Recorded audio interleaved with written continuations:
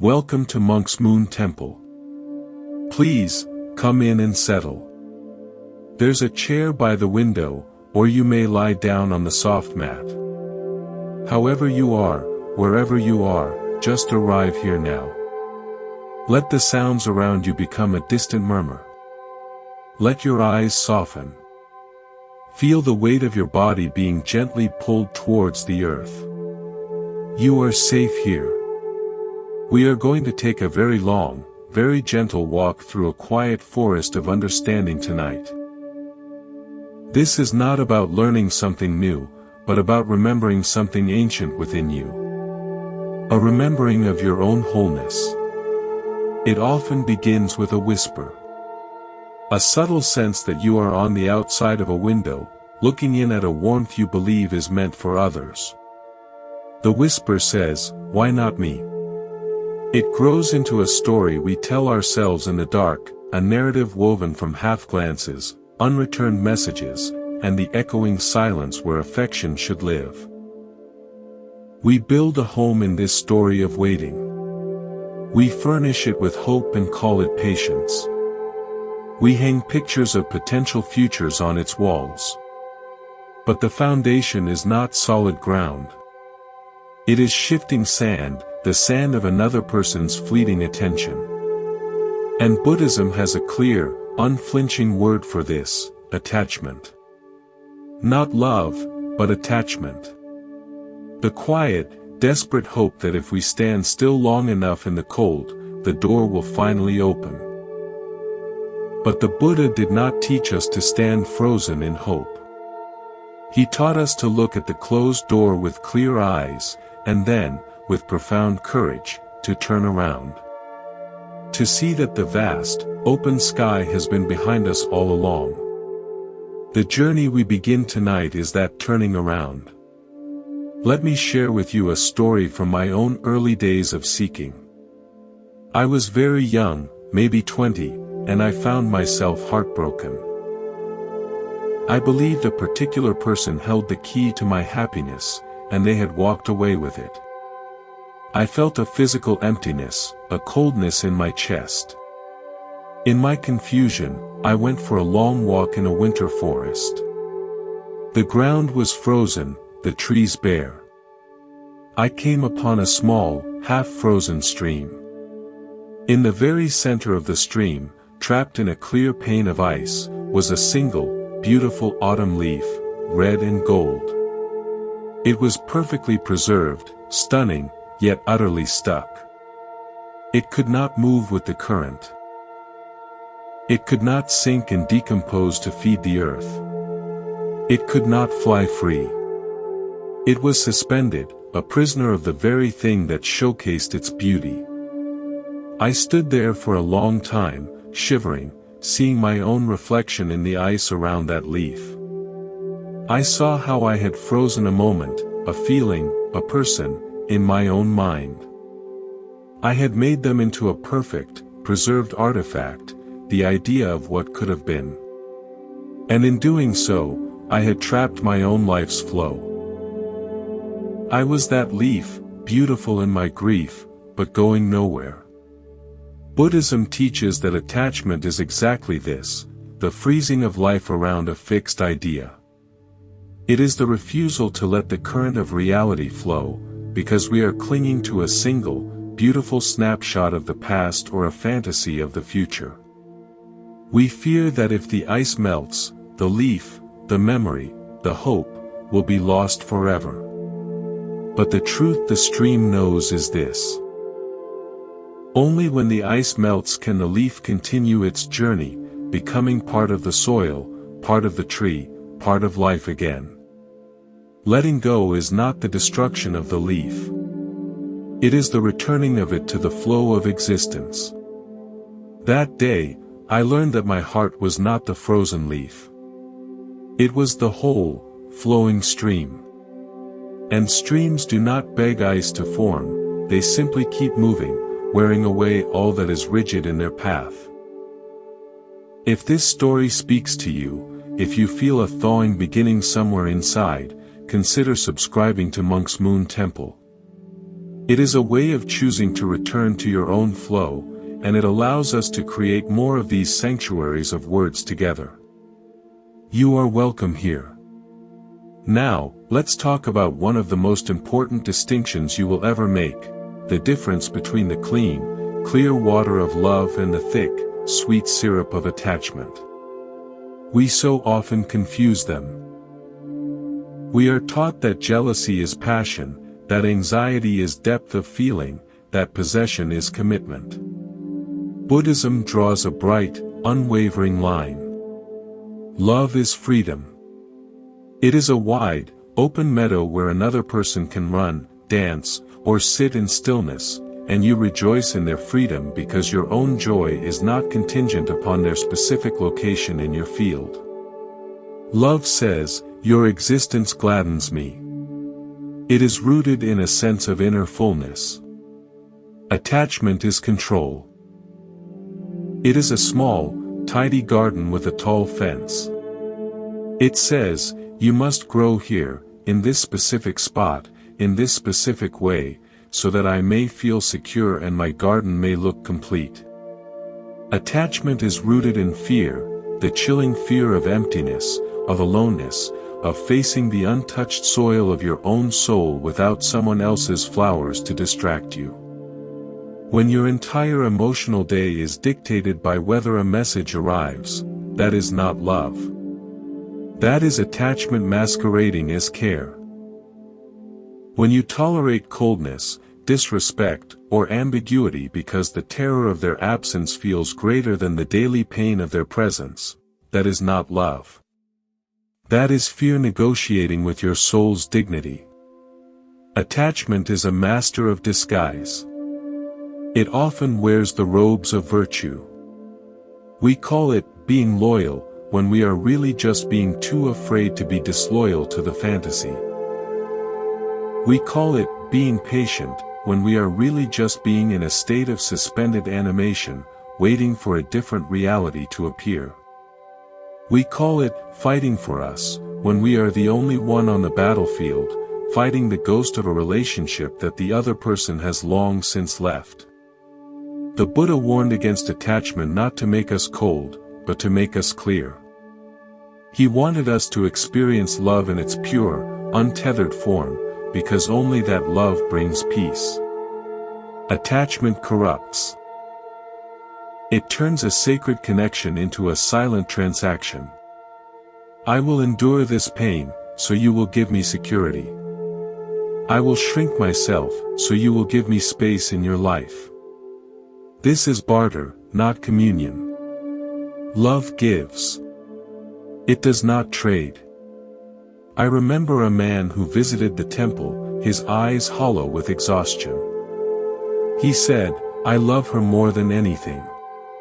But when she's happy without me, I feel sick. My love feels like a constant, quiet panic." We sat in the garden.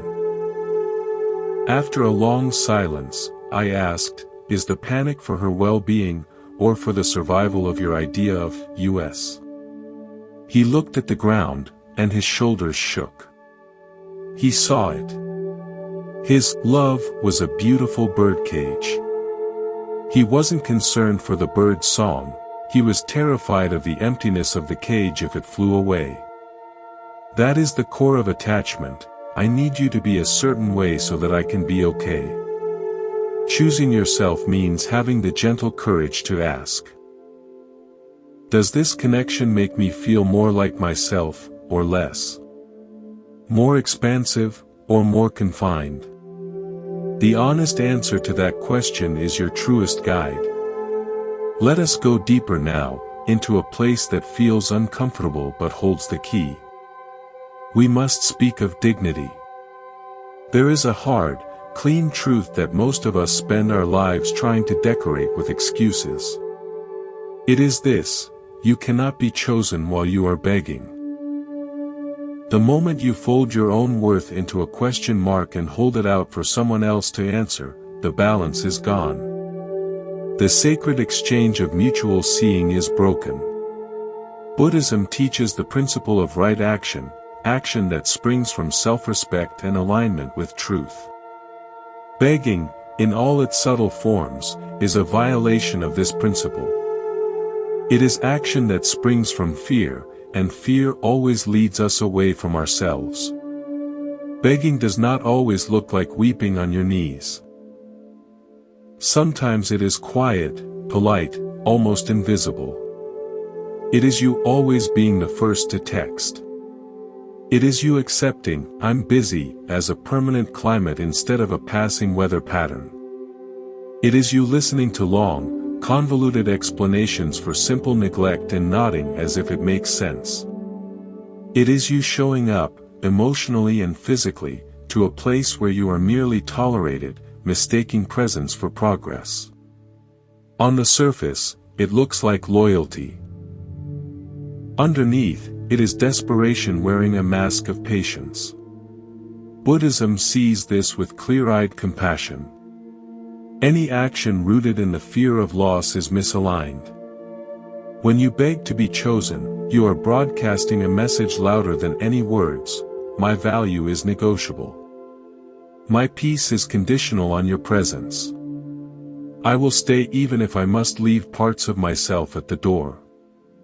And here is a difficult but vital piece of human nature: people do not ultimately choose what devalues itself. They may enjoy its convenience. They may rest in its predictability. But they will not cherish it. This is not a commentary on cruelty, it is a law of emotional gravity. We are drawn to, and respect, that which respects itself. The Buddha taught that our outer world is a reflection of our inner stance. When your inner stance is one of self-negotiation, your outer world will be filled with people who are willing to make you a bargain. This creates a terrible, exhausting loop: the performance. When you believe you must earn your place in someone's life, you stop being and start performing. You edit your words before you speak. You modulate your tone to be pleasing, never challenging. You hide your sadness so you don't seem needy. You swallow your joy so you don't seem too much. You become a careful actor in a play where you're also the only audience, critiquing every line. Buddhism would call this living in Maya, illusion. You are no longer inhabiting your life. You are staging a continuous audition for a role that was never meant to be played. And performance is utterly draining because it is not sustainable.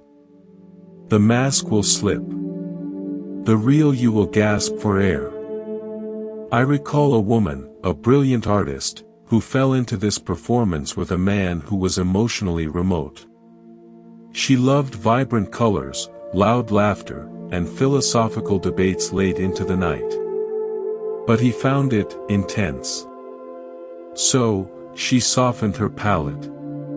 She muted her laugh. She bit back her big questions.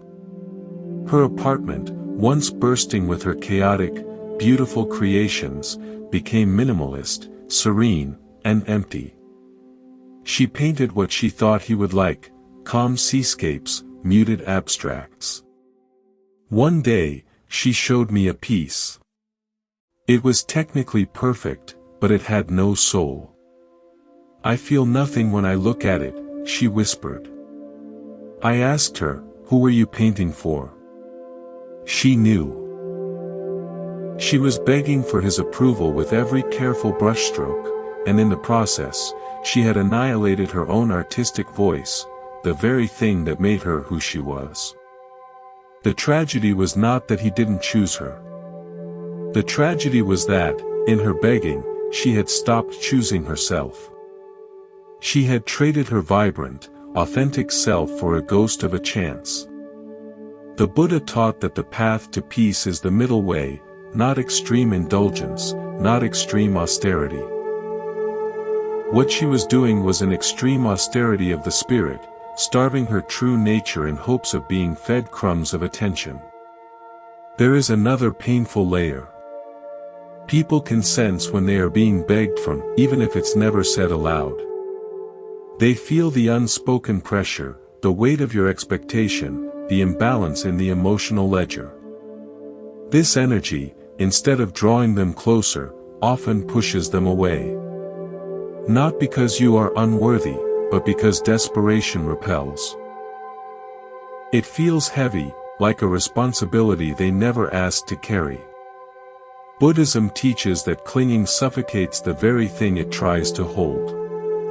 Imagine holding a butterfly so tightly for fear it will fly away that you crush its wings.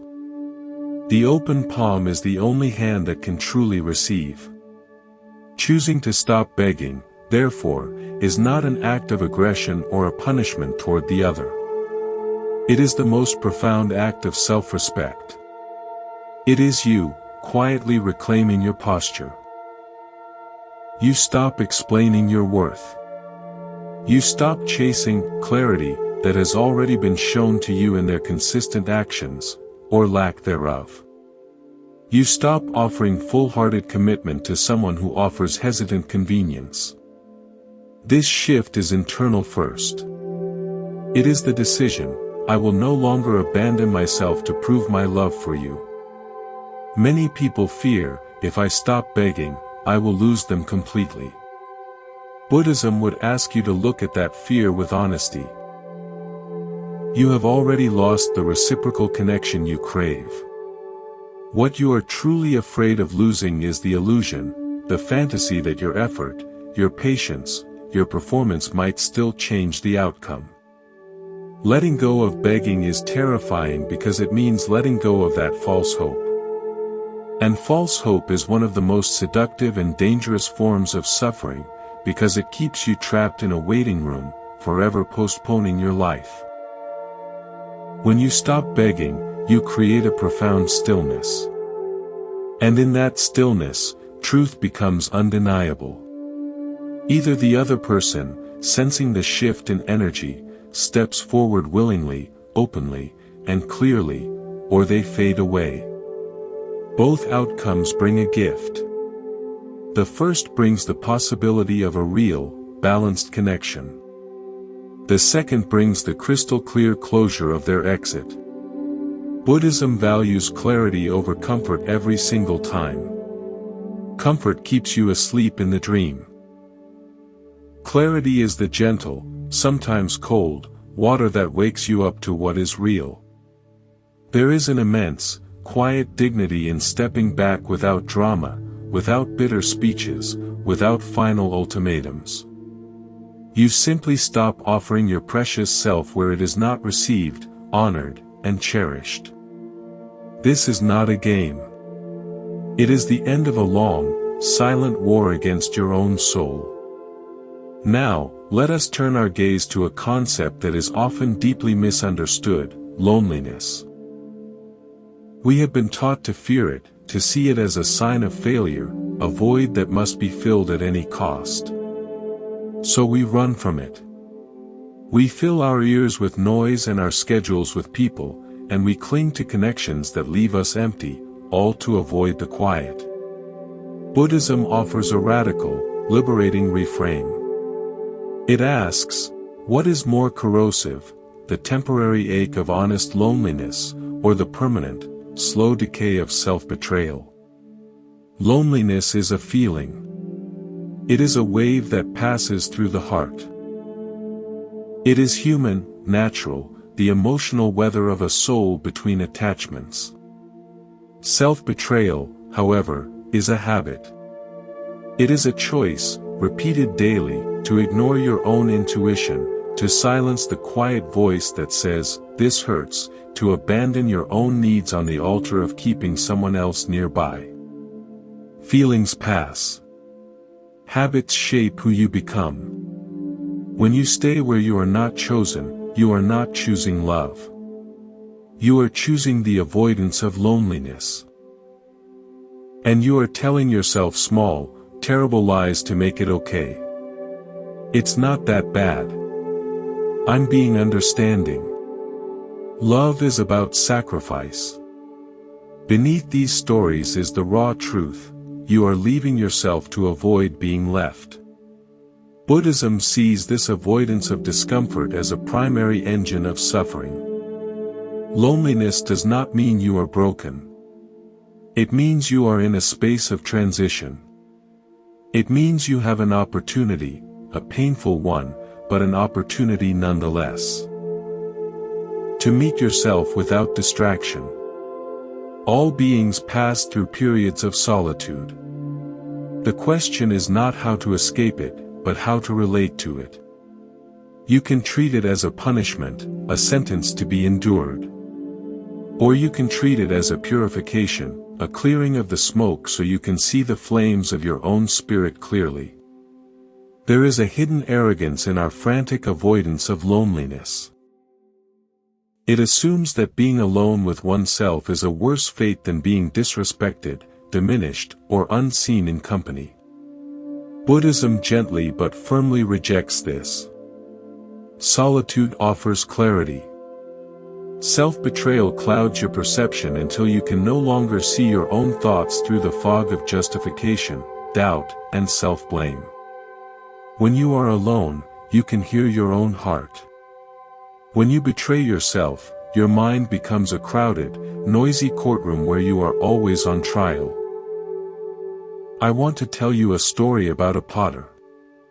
This potter was renowned in her village for creating the most exquisite, delicate teacups. People would come from miles to buy them. But she had a secret. She hated the silence of her workshop.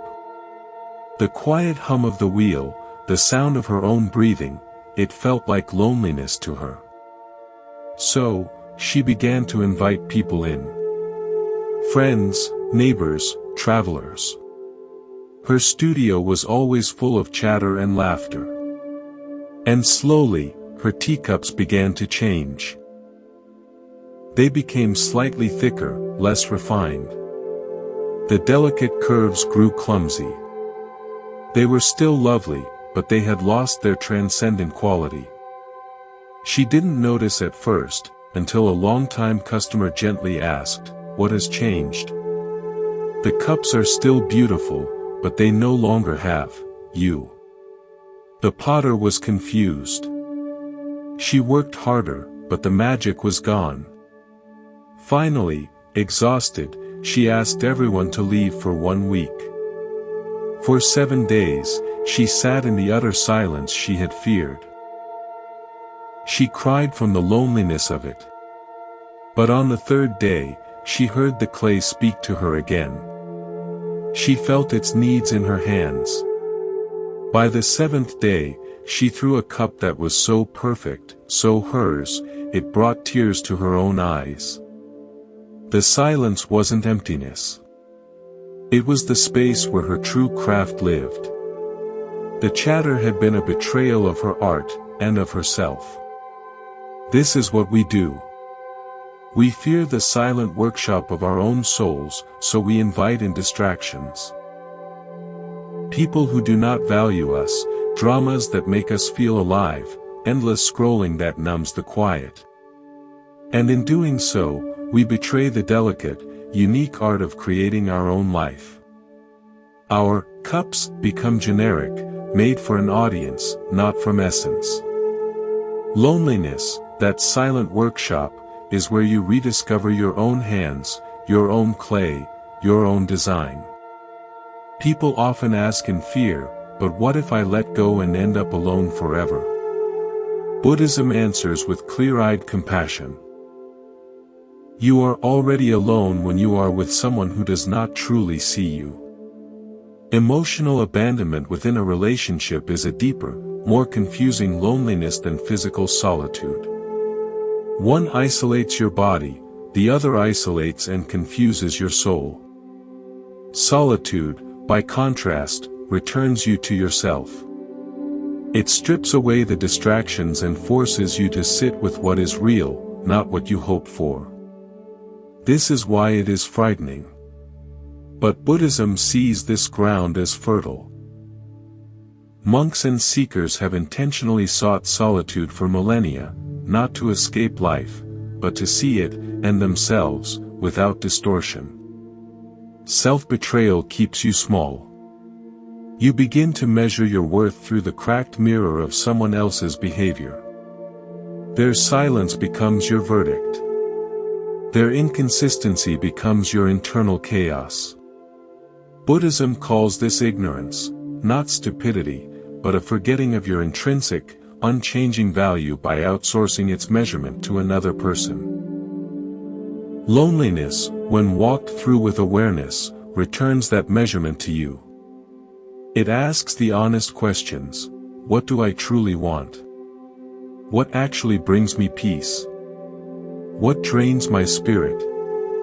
When you are betraying yourself, you dare not ask these questions, because you already know the answers, and you are afraid of them.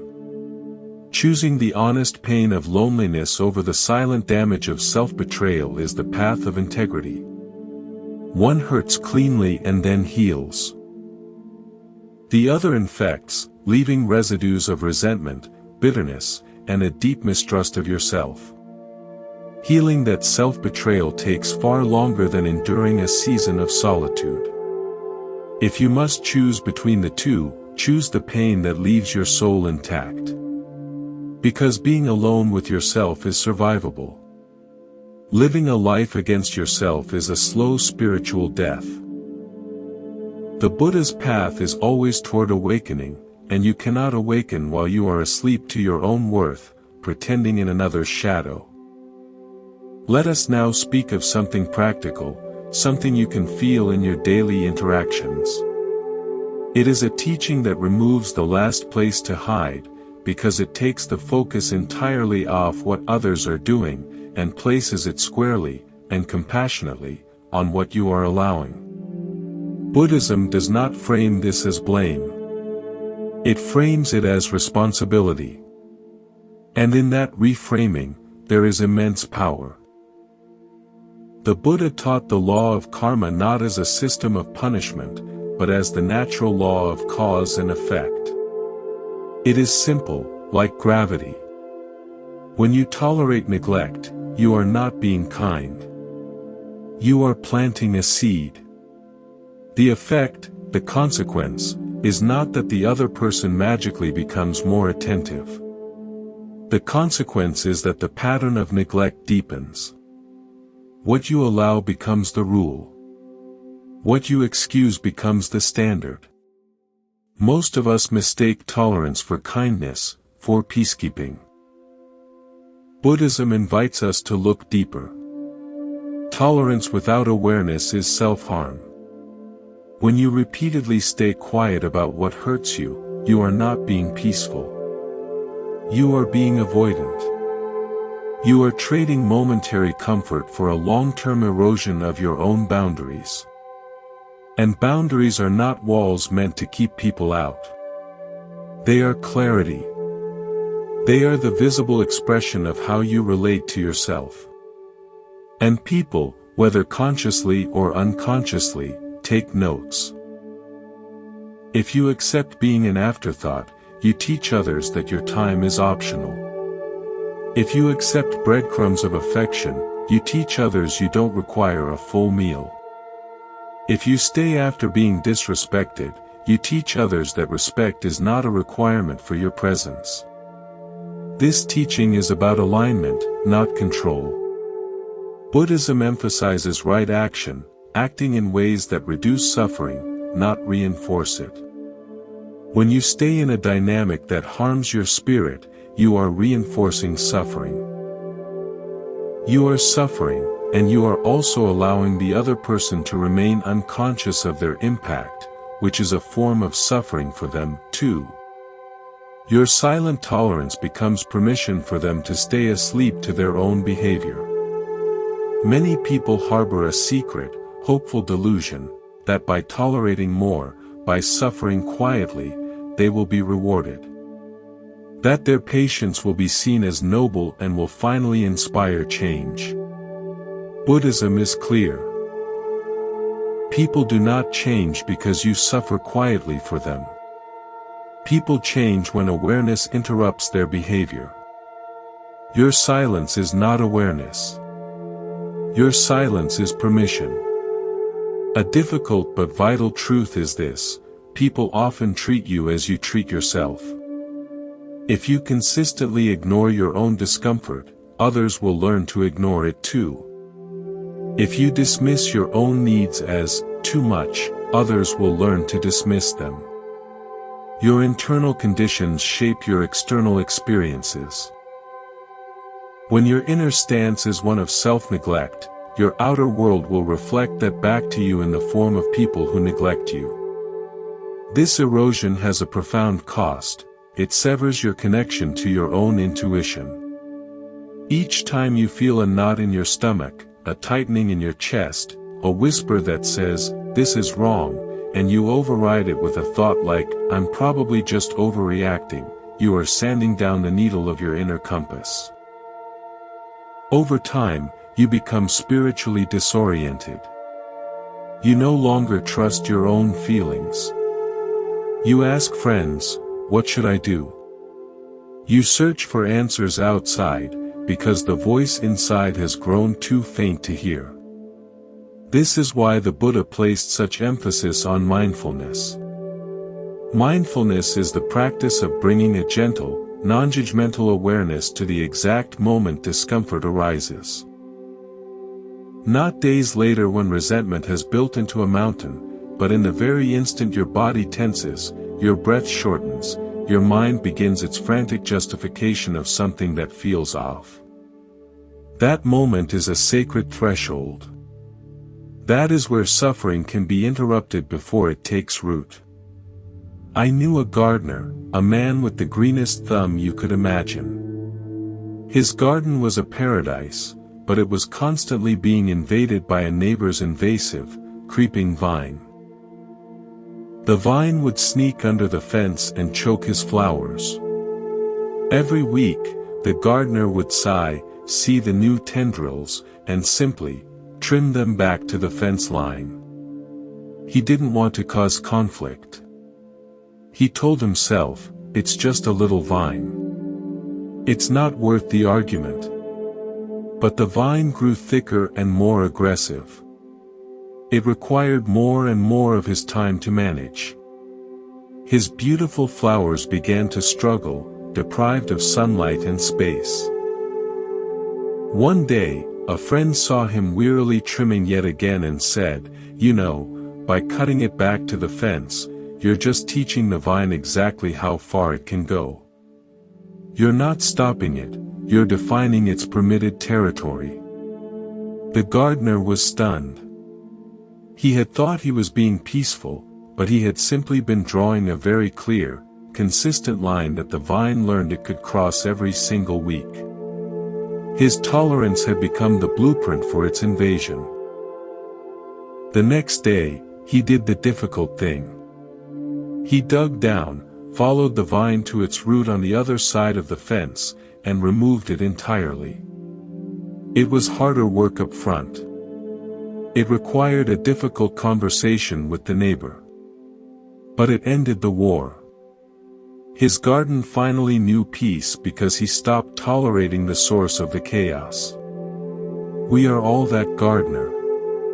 We trim back disrespect, neglect, or inconsistency to a tolerable line, thinking we are keeping the peace.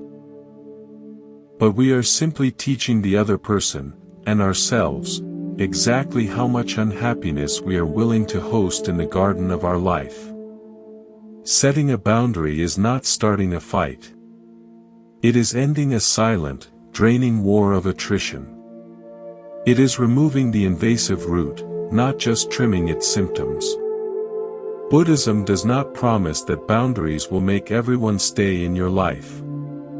It promises something far more important: boundaries will keep you intact. Anyone who requires you to abandon yourself to remain in their life is not offering connection. They are offering control, and calling it love. We arrive now at a quiet, central clearing. It is the place where all the paths we have walked tonight converge.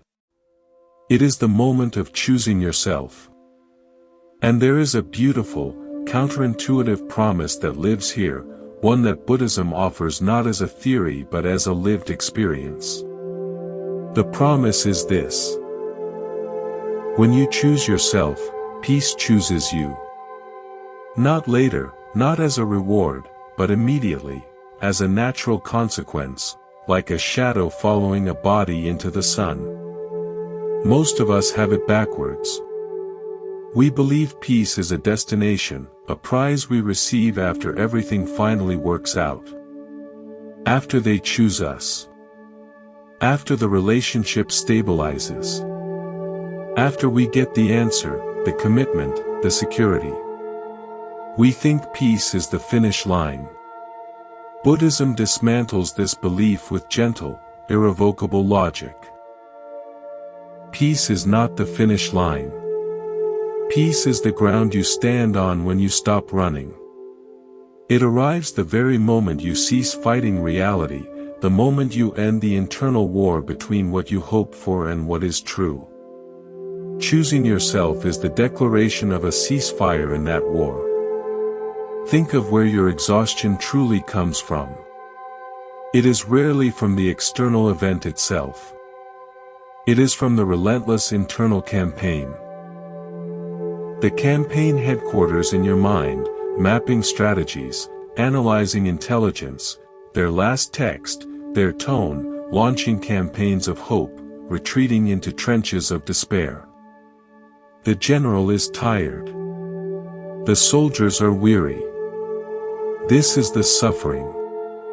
When you choose yourself, you are not launching a new offensive. You are dissolving the entire army. You lay down the weapons of craving and resistance. And in that sudden, profound silence, you hear it. The sound of peace, which was there all along, beneath the noise of the battle. This choice is not a loud, dramatic act. It does not require confrontations, grand speeches, or slamming doors. It begins in the quietest chamber of your heart, with a single, simple decision: I will no longer abandon myself to be accepted by others. This shift changes the entire gravitational field of your life. Your center of gravity moves from outside of you, in someone else's hands, in their opinion, in their actions, to inside your own being. Their attention no longer dictates the weather of your day. Their silence is no longer a verdict you must appeal. Buddhism teaches that suffering intensifies when you place your inner balance on the unstable table of external conditions. Choosing yourself is taking your balance back, placing it on the solid, unmoving ground of your own conscious presence. There is a misconception that this makes you selfish, cold, or detached. This is a fundamental misunderstanding. Self-abandonment is not a virtue. Self-respect is not ego. Choosing yourself is the ultimate act of integrity. It means you stop violating your own awareness. You listen when your body sends a signal of tightness. You heed the quiet alarm of your intuition. You acknowledge when peace has left the room of a relationship.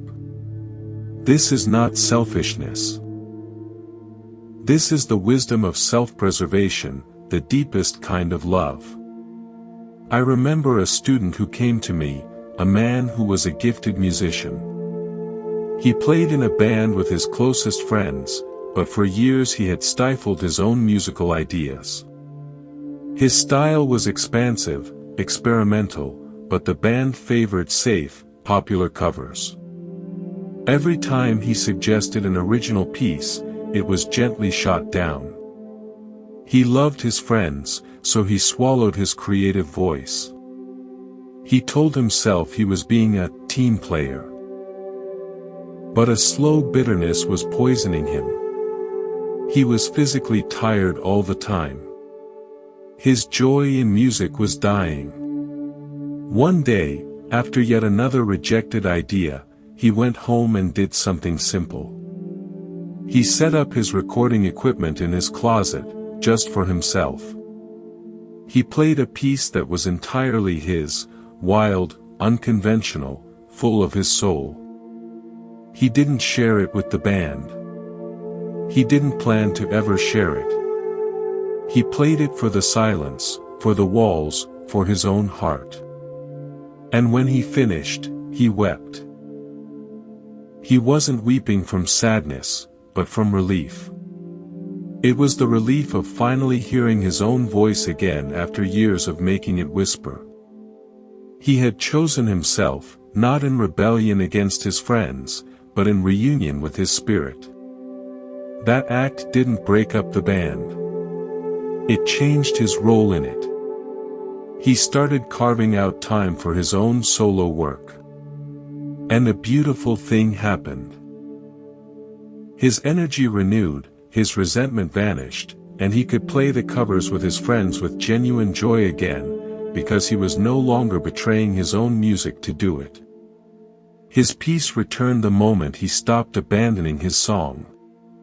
When you choose yourself, you also stop chasing a particular kind of pain, the pain of seeking closure from others. You no longer need the perfect explanation, the satisfying apology, the final conversation that ties everything with a bow. Buddhism teaches that closure is an internal event.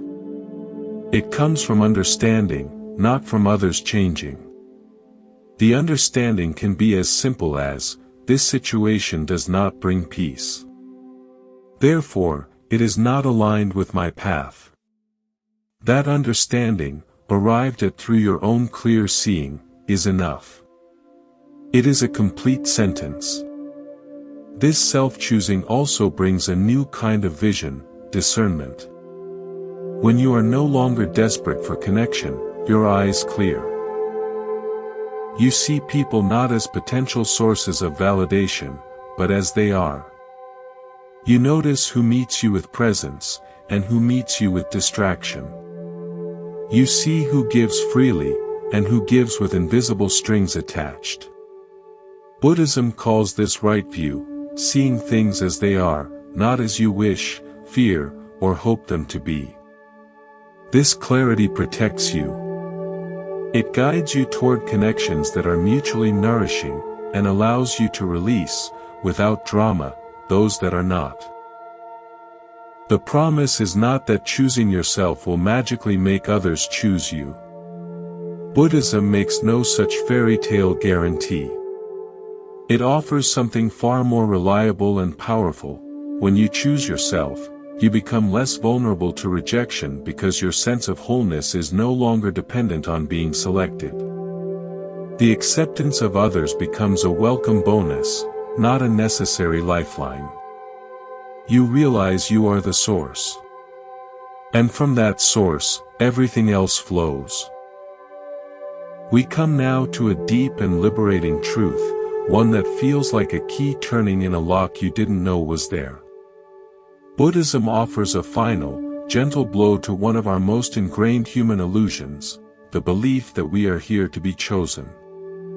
From our earliest days, we are trained in this curriculum. Be liked. Be picked for the team. Be approved of. Be invited. Be loved. Somewhere along the way, this conditioning hardens into a quiet, central belief, that being chosen is the same as being worthy. That your value is a verdict delivered by others. Buddhism does not just challenge this belief, it dissolves it at the root. Worth is not granted. It is not earned. It is intrinsic. It is the ground of your being, not the crown placed upon it by another's hand. The moment you forget this, the moment you outsource the measurement of your soul, suffering begins. The need to be chosen is not love. It is identity seeking. It is the ego, that part of us that feels separate and fragile, asking the world to confirm its existence. Tell me I matter, it whispers.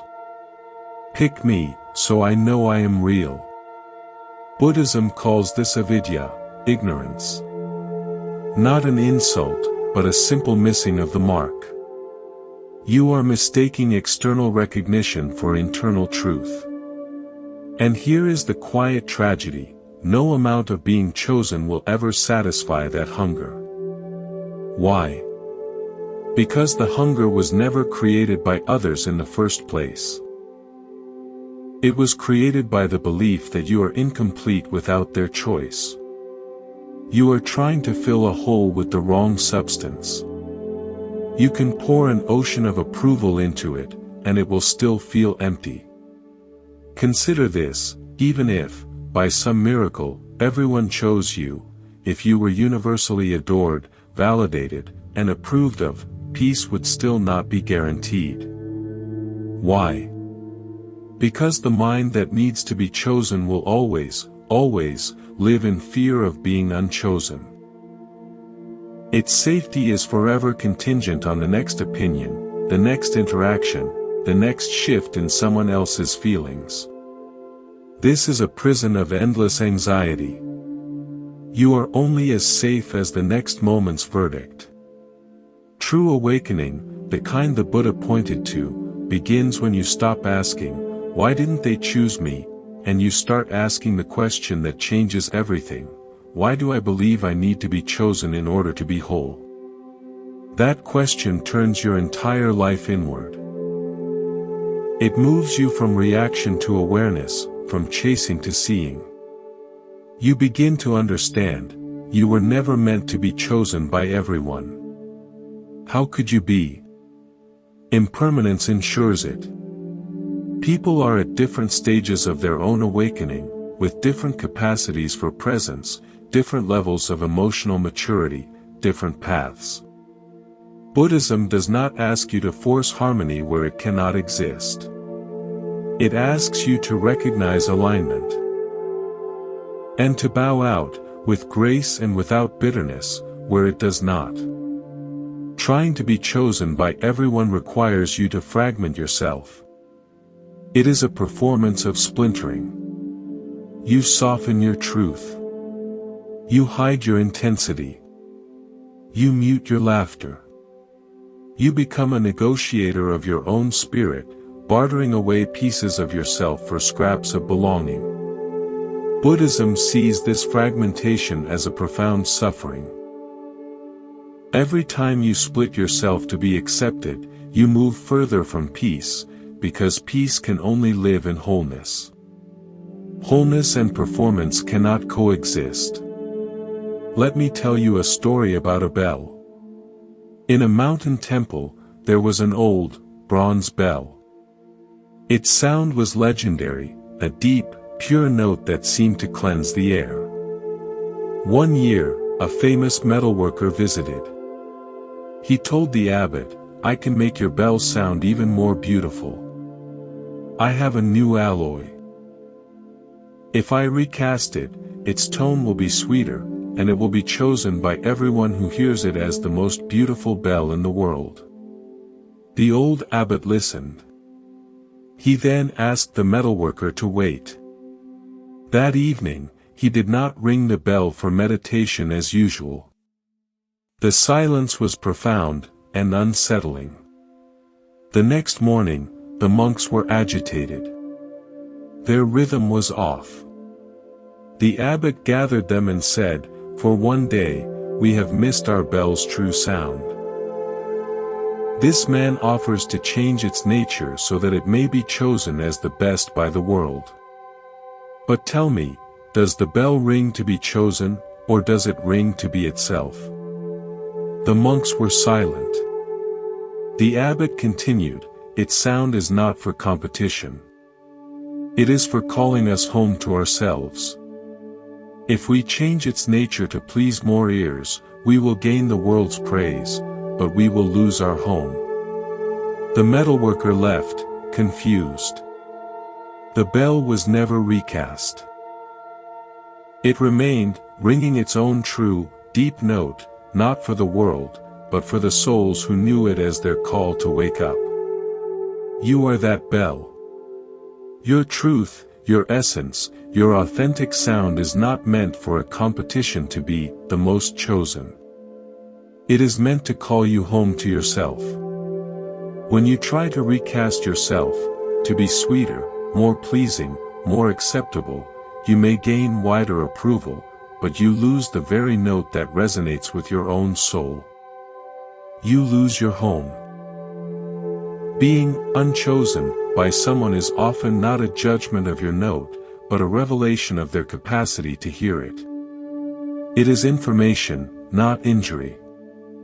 Injury only occurs when you take that information and use it to beat your own bell out of its true shape.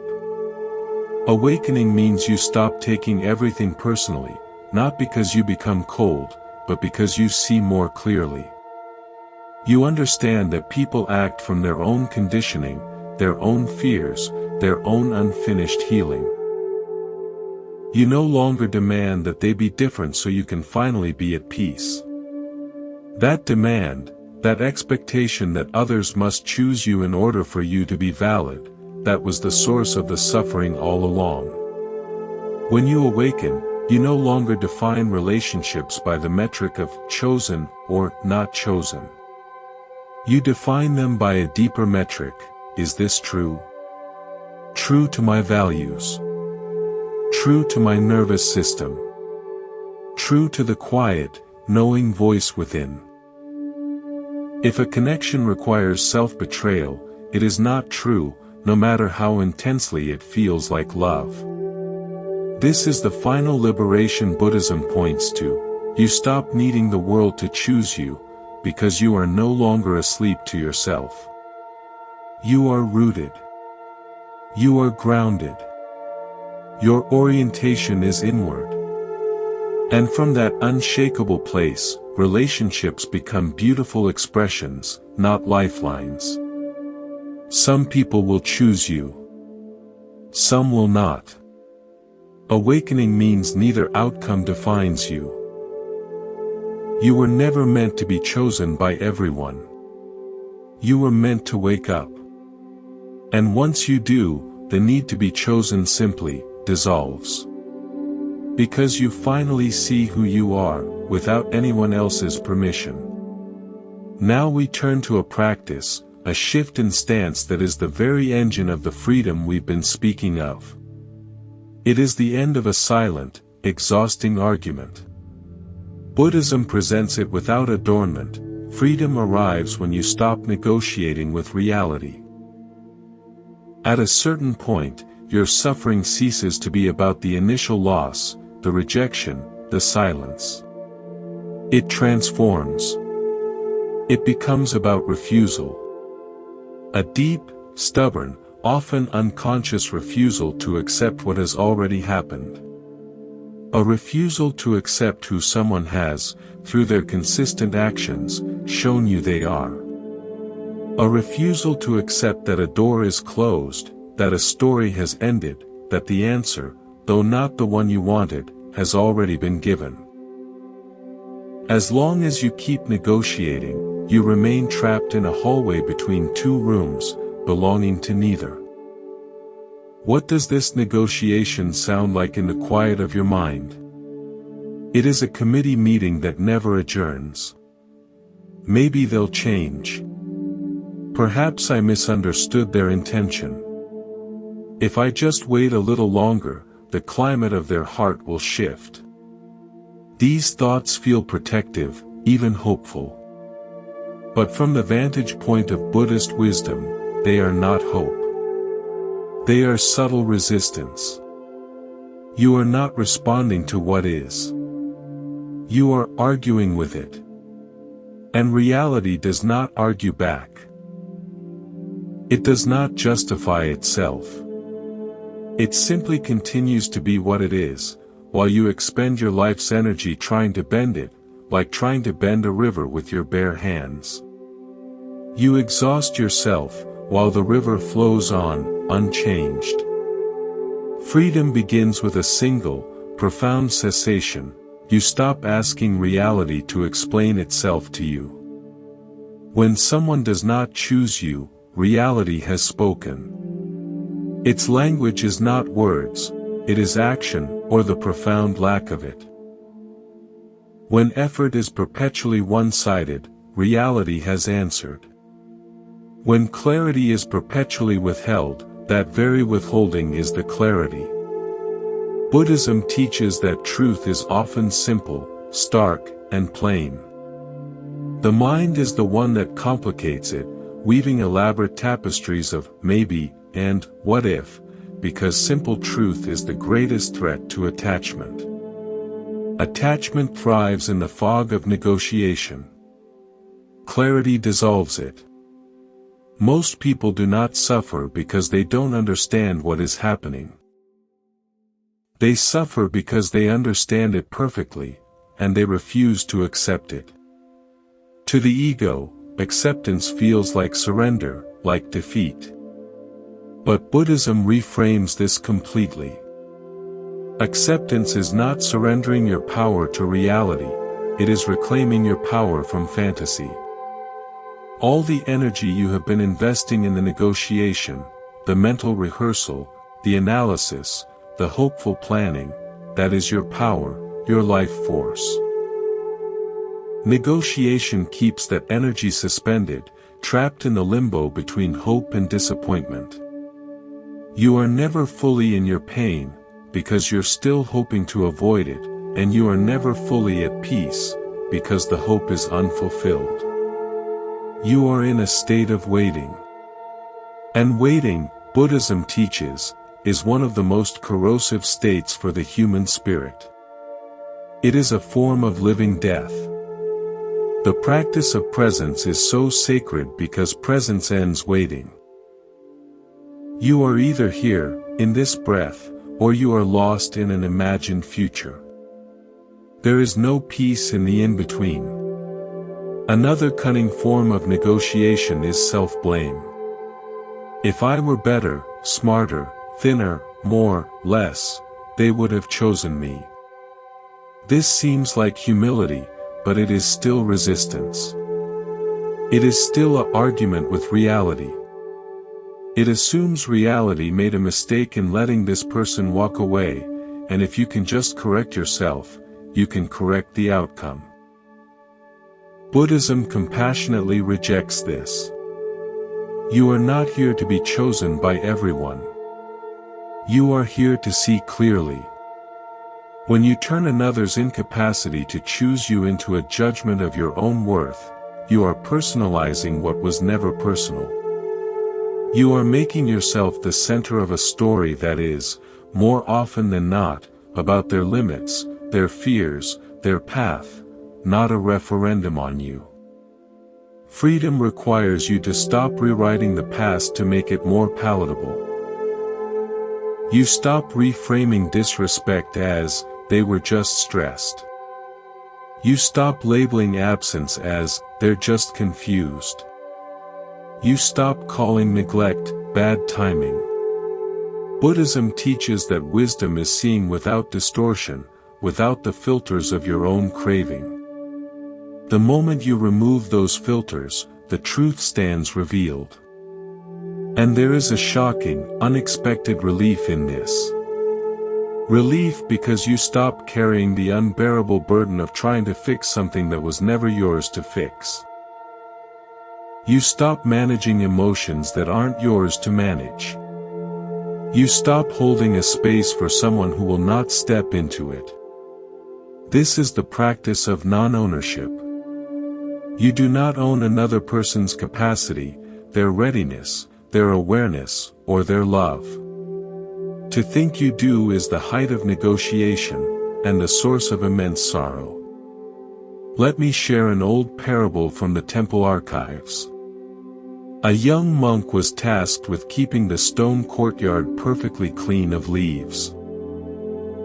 He swept diligently, but a stubborn old oak tree at the edge dropped 1 or 2 leaves every hour. The monk would sweep, turn around, and see a new leaf. He became frustrated, exhausted. He tried to reason with the tree, to bargain. If I water you more, will you stop? He tried to catch the leaves mid-air. He was in a constant state of battle. One day, the head monk observed him.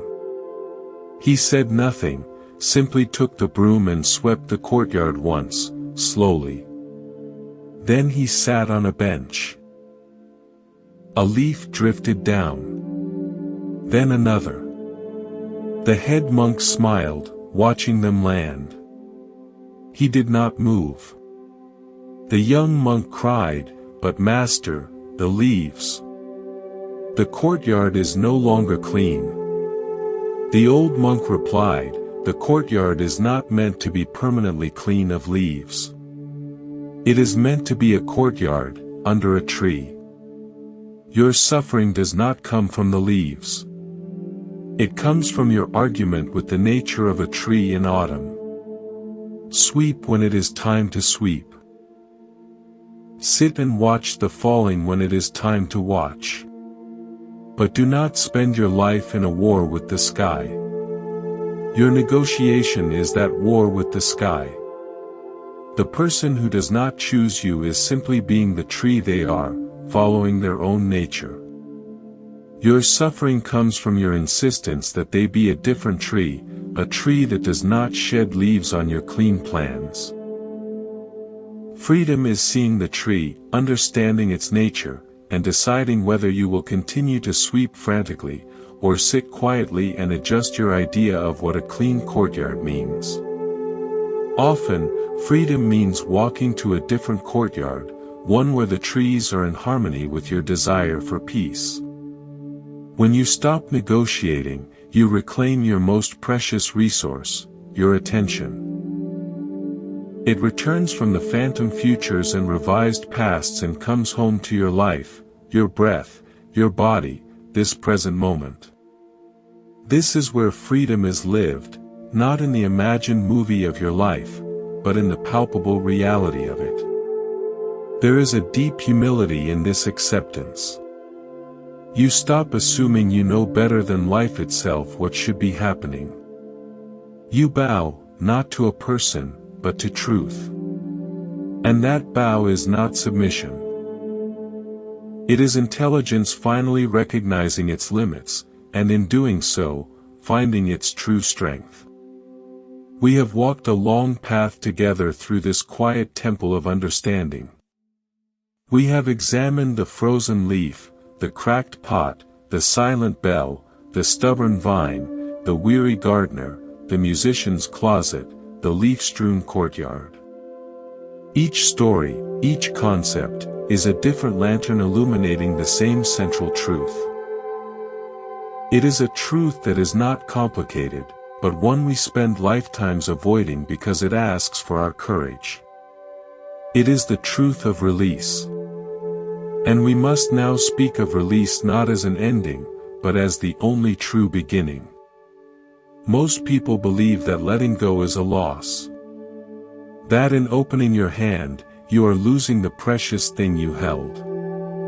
Buddhism, with its long view of the human heart, says the opposite. Letting go is not loss. It is the end of an unnecessary burden. What you lose when you let go is not love, not connection, not meaning. What you lose is the illusion of those things.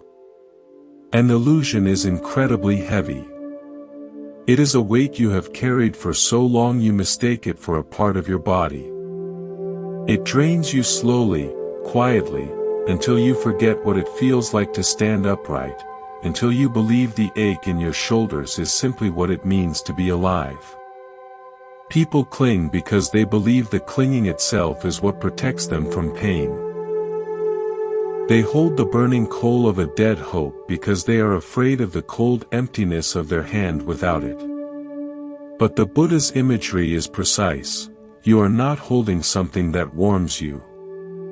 You are holding something that burns you, and calling the burn passion, calling the scar loyalty.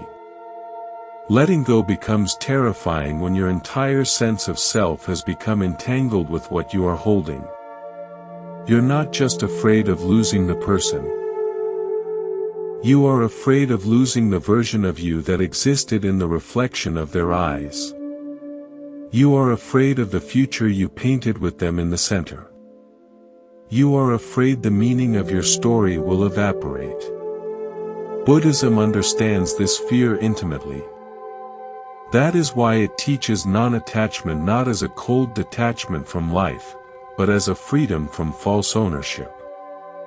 Here is the clear, clean truth that our negotiating minds resist: you are not letting go of the person. You are letting go of who you thought they were. You are letting go of the expectations they never agreed to carry. You are letting go of the futures you imagined, which existed only in the private cinema of your own mind. In a very real way, reality ended the relationship long before your heart caught up. The person left, or they never truly arrived. Letting go is simply your heart finally arriving at the station, looking around, and acknowledging that the train has already departed. It is not a failure. It is a catching up to truth. People often say, "But letting go hurts." And it does. Buddhism makes a critical, life-changing distinction here between pain and suffering.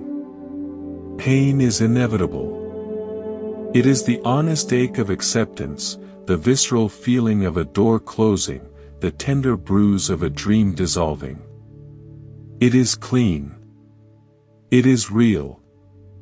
It has a beginning, a middle, and an end. Suffering is optional. Suffering is the endless, self-created loop of resistance.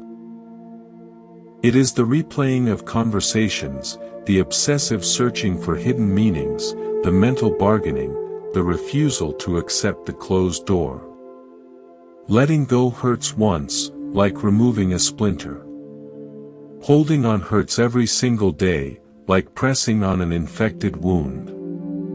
When you refuse to let go, you become an archaeologist of a ruin that never existed, sifting through dust for clues to a mystery whose answer you already know. There is a strange emptiness that follows true release. A quietness in the emotional landscape. We often mistake this emptiness for loneliness, for failure. Buddhism asks us to reframe it. That emptiness is not a void. It is space. It is the precious, open space that was previously crowded out with the furniture of anxiety, the clutter of anticipation, the debris of disappointment. At first, the silence is uncomfortable. Your nervous system, so accustomed to the adrenaline of uncertainty, the cortisol of waiting, does not know what to do with peace. You are used to the tight wire tension. Peace feels suspicious, like a stranger. But in that space, a profound recalibration begins. Your breathing deepens, without you telling it to. The constant mental scan for signs and signals powers down. You stop waiting. You stop bracing. This is not numbness. This is the relief of a body and mind returning to their natural state of equilibrium. This is the liberation Buddhism points to. It does not usually arrive as excitement or euphoria. It arrives as a deep, settling quiet. It is the quiet of a storm that has finally passed. The air is clear. The damage can be seen, and now, it can be repaired. Letting go also restores your sense of agency. When you are attached, you are a marionette. Your emotions dance on strings pulled by another person's actions, their words, their silence. When you let go, you cut the strings. Your inner balance, your emotional weather, returns to being your own. You realize freedom was never about controlling the wind, but about no longer being a sail at its mercy. Many fear that letting go will harden them, make them bitter, close their heart to future love. Please understand, the opposite is true. Attachment is what hardens you. It fills your heart with the resentful sediment of unmet expectations, the bitter frost of jealousy, the corrosive acid of self-doubt. Letting go is what softens you. It returns you to neutrality, to a clean slate. You stop seeing the other person as a villain or a savior.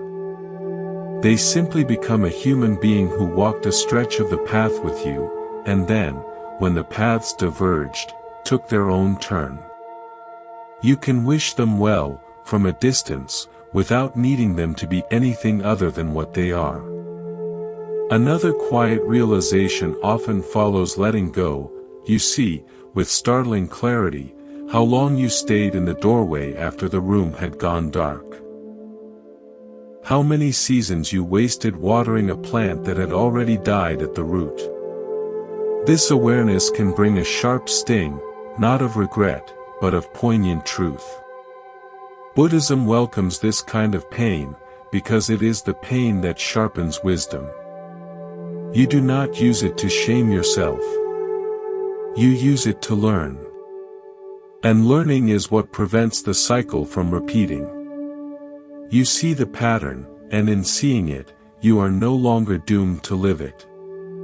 So now, we integrate. We bring all these lanterns together. The deepest mistake was never that you loved. It was never that you hoped. The mistake was the belief, whispered by a frightened world, that love requires self-abandonment. That to care is to cling. That to be loyal is to lose yourself. Buddhism never taught this. The Buddha never instructed you to chase, to beg, to shrink, to endure what erodes your spirit. He taught one thing, above all, to see. See attachment for what it is. See craving as the root of your unrest. See the difference between love's freedom and attachment's prison. See that you cannot be chosen while you are bargaining for your worth. See that loneliness is an honest season, while self-betrayal is a permanent winter. See that you teach people how to treat you by what you peacefully refuse to tolerate.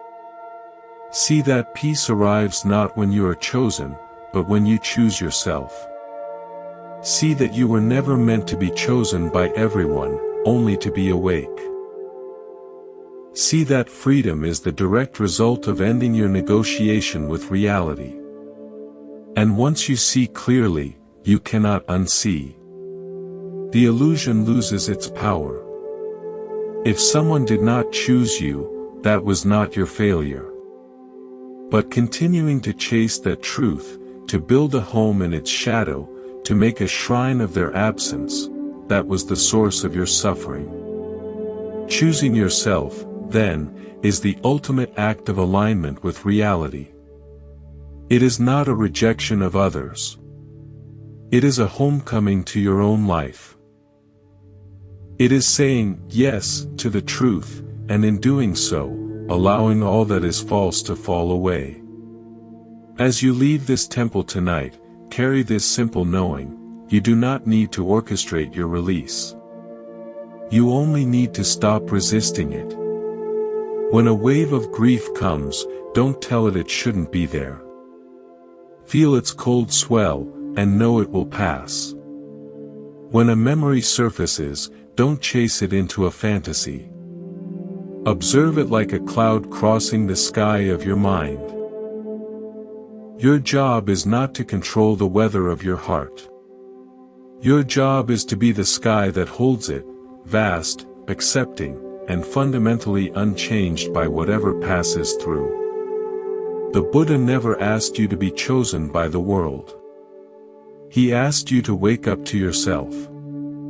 And the moment you do, you realize nothing that leaves you is ever yours to keep, and nothing that is truly yours, your peace, your awareness, your unshakable worth, can ever be taken away. You are the sky. You are the stream. You are the bell, ringing your own true note. You are home. Thank you for your presence here at Monk's Moon Temple. May you walk gently. May you release what is not yours. May you rest in the peace of your own being. Good night.